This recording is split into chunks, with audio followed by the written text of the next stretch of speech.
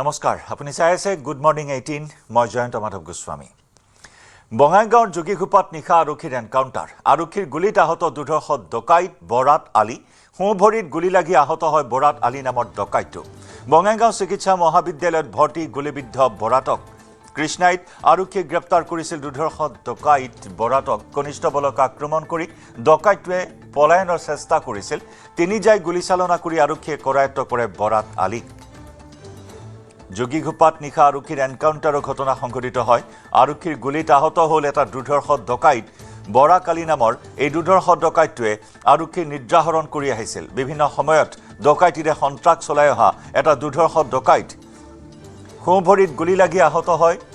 বৰাত আলী নামৰ এই দুধৰ্ষ ডকাইটো চিকিৎসালয়ত ভৰ্তি কৰোৱা হয় বৰাতক কৃষ্ণাইত আৰক্ষীয়ে গ্ৰেপ্তাৰ কৰিছিল দুধৰ্ষ ডকাইত বৰাতক কনিষ্ঠবলক আক্ৰমণ কৰি ডকাইটোৱে পলায়নৰ চেষ্টা কৰোঁতে আৰক্ষীয়ে তিনি জাই গুলীচালনা কৰাত গুলীবিদ্ধ হয় এই দুধৰ্ষ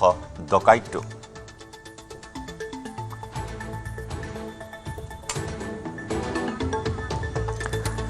আমাৰ সতীৰ্থ উপানন্দ শৰ্মাৰ সৈতে সংযুক্ত হৈছো উপানন্দ এই ঘটনা সন্দৰ্ভত আৰু কি তথ্য লাভ কৰিছে জয়ন্ত যিগৰাকী ডকাইত বৰাত আলী তেওঁ বৰ্তমান বঙাইগাঁও চিকিৎসা মহাবিদ্যালয়ত চিকিৎসাধীন হৈ আছে আৰু তেওঁৰ সোঁভৰিত এটা গুলী লাগে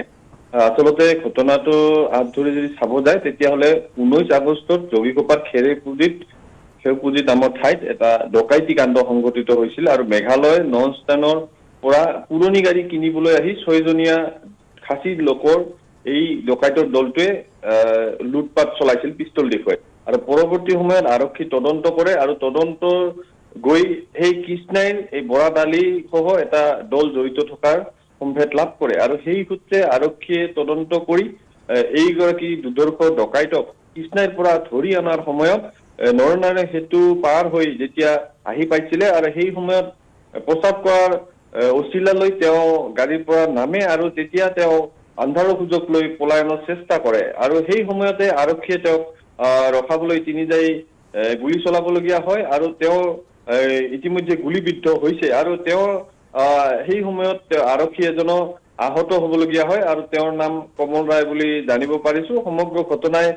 চাঞ্চল্যৰ সৃষ্টি কৰিছে আৰু বৰাত আলী এওঁ আগতেও এনেধৰণৰ অপৰাধমূলক কাৰ্যত জড়িত গতিকে আৰক্ষীয়ে বৰ্তমান এই সমগ্ৰ ঘটনাত তদন্ত চলাই আছে আৰু ডকাইতৰ দলটো অইন কোন লোক জড়িত আছে সেই সম্পৰ্কে তদন্ত অব্যাহত ৰখা পৰিলক্ষিত হৈছে জয়ন্ত উপানন্দ ধন্যবাদ জনাইছো